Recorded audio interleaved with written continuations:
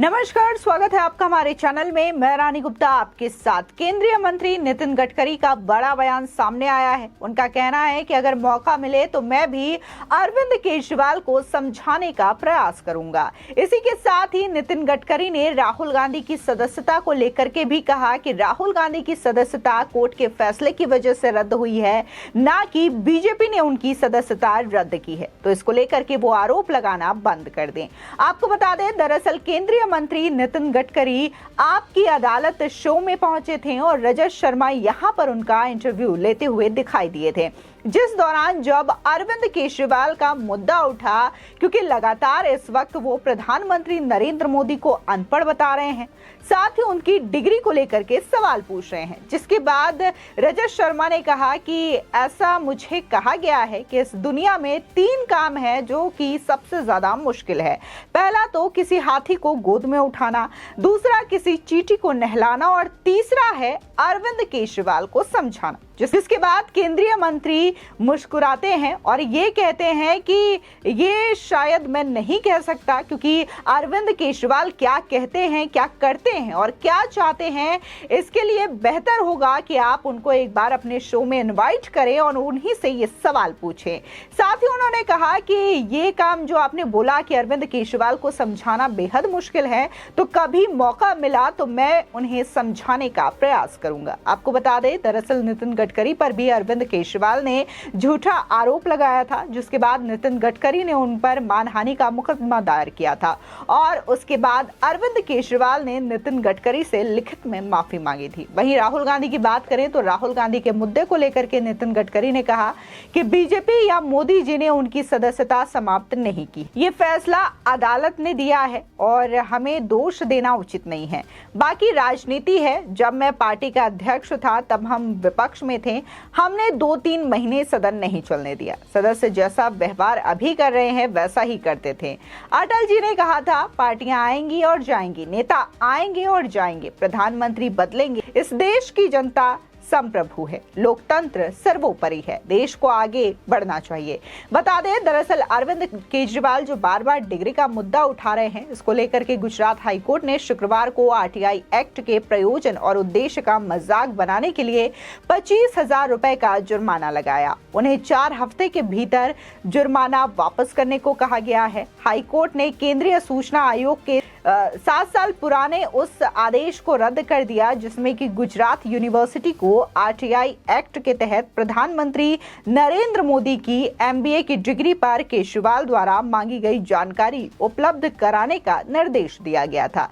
एक सत्तासीन मुख्यमंत्री पर हाईकोर्ट 25,000 जुर्माना लगाए और ये कहे कि आपने कोर्ट का वक्त खराब किया है, ये बेहद ही शर्म की बात है।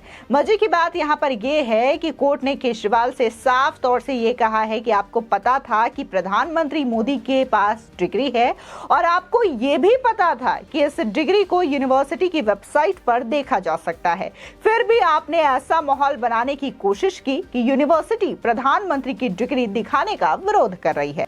कोर्ट के इतना सब कहने के बावजूद, जुर्माना लगने के बावजूद अरविंद केजरीवाल ने सोशल मीडिया पर यह दिखाने की कोशिश की कि उन पर यह जुर्माना मोदी की डिग्री दिखाने की मांग करने के कारण लगाया गया है, जबकि सच्चाई ये है कि कोर्ट ने यह जुर्माना जो है वो इसलिए लगाया है क्योंकि अरविंद केजरीवाल ने पहले तो आरटीआई कानून का दुरुपयोग किया और दूसरा ये कि उन्होंने कोर्ट का समय बर्बाद किया है जानबूझ करके।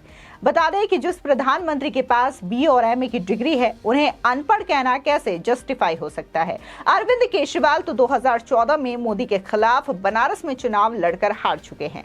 उस चुनाव के एफिडेविट में प्रधानमंत्री मोदी की डिग्री के बारे में साफ लिखा हुआ है। गुजरात यूनिवर्सिटी ने मोदी की डिग्री 2016 में ही अपनी वेबसाइट पर पोस्ट कर दी थी। वहीं केजरीवाल को ये बात भी पता है, लेकिन प्रधानमंत्री की डिग्री छिपाने वाली कोई बात सामने है ही नहीं, क्योंकि ये डिग्री 2 जगहों पर उपलब्ध है। एक तो पहला चुनाव आयोग में फाइल किए गए एफिडेविट में और दूसरा गुजरात यूनिवर्सिटी की वेबसाइट पर।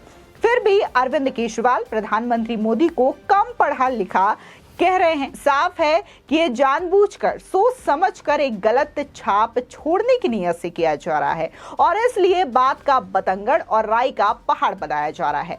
आपको बता दें कि ये कोई पहला मामला नहीं है जब इस तरीके से अरविंद केजरीवाल सिर्फ और सिर्फ अपनी ही बात कहने में और अपनी बात को लोगों को समझाने और उन्हें गुमराह करने की कोशिश में लगे रहते हैं। दरअसल इससे पहले भी कई वाकये हुए हैं अरविंद केजरीवाल के साथ, जिसको लेकर के उन्होंने बाकायदा कई लोगों से माफी मांगी है, क्योंकि पहले तो उन नेताओं पर उन्होंने गलत तरीके से आरोप लगाए क्योंकि उनके पास सबूत नहीं थे। बाद उनके पास माफी मांगने के अलावा कोई रास्ता नहीं बचा था, जिसकी वजह से ही नितिन गडकरी ने शायद ये बयान दिया कि अगर मौका मिले तो मैं उन्हें समझाने की कोशिश करूंगा। आपको बता दें, नितिन गडकरी को लेकर के मामला सामने आया जब केजरीवाल ने केंद्रीय मंत्री पर दिल्ली के ई रिक्शा और जमीन घोटाले का आरोप लगाया था। केजरीवाल ने गडकरी को भ्रष्ट नेता बताया था।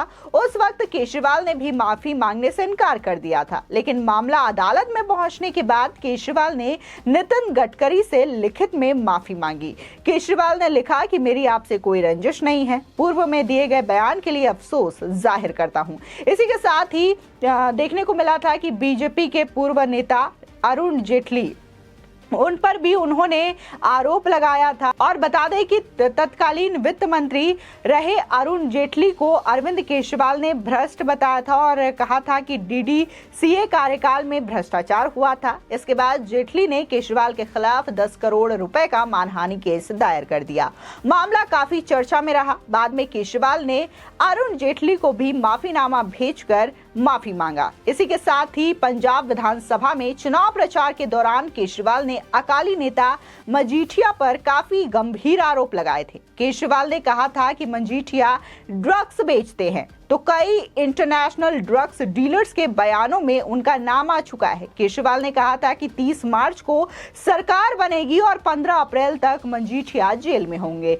बाद में केजरीवाल ने मजीठिया से लिखित रूप में माफी मांगी। इसी के साथ ही केजरीवाल ने साल 2013 में कांग्रेस के वरिष्ठ नेता व वकील कपिल सिब्बल व उनके बेटे अमित सिब्बल पर निजी लाभ के लिए शक्तियों के दुरुपयोग का आरोप लगाया था। उन्होंने कहा था कि वो ऐसे समय में एक दूरसंचार कंपनी की तरफ से सर्वोच्च न्यायालय में पेश हुए जब उनके पिता कपिल सिब्बल केंद्रीय संचार मंत्री थे। बाद में केजरीवाल ने इन दोनों को पत्र लिखकर लिखित में माफी मांगी। इसी के साथ ही अरविंद केजरीवाल ने साल 2013 में एक टीवी इंटरव्यू के दौरान दिल्ली की पूर्व मुख्यमंत्री और कांग्रेस नेता शीला दीक्षित को लेकर के कई सारे अपशब्दों का इस्तेमाल किया था, जिसके बाद शीला दीक्षित के राजनीतिक सचिव रहे पवन खेड़ा ने आपराधिक मानहानि का मुकदमा दायर किया था, जिसके बाद शीला दीक्षित से भी अरविंद केजरीवाल ने माफी मांगी है। तो इस तरीके की हरकतें लगातार अरविंद केजरीवाल की देखने को मिलती है, जहां वो पहले रैलियों में और जनसभा और टीवी इंटरव्यू में इस तरीके के बयान दिया करते थे कि बिना किसी सबूत, बिना किसी तथ्य के